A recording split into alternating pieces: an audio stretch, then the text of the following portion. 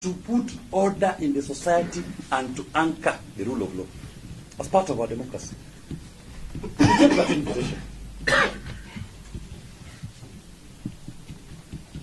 This court is the citadel of justice, and Lady Justice does not entertain judicial malingerers.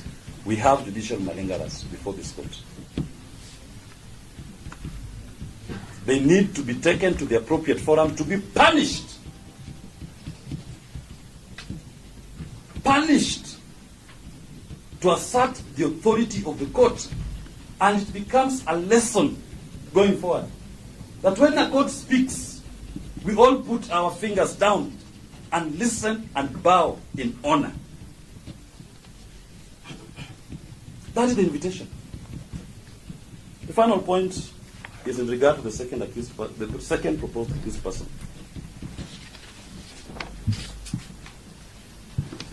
Mr. Kibe, who, as he sits here,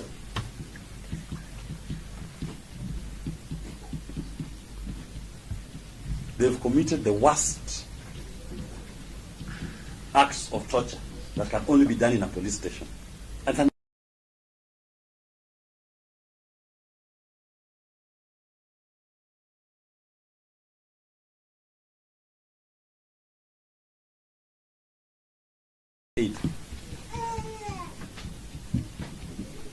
they almost attacked, and somebody was intentionally, overnight, targeting the most private parts of his body to squeeze and to torture.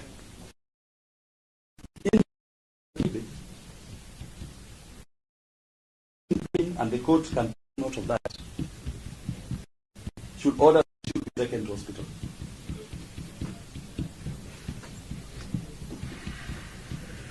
He's not been seen by any medic. The people who tortured him are in court.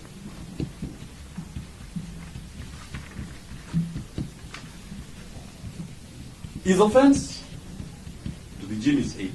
That's the offense. So when Jimmy suffers, his aid must suffer.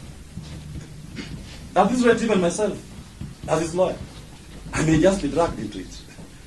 So the court should take notice.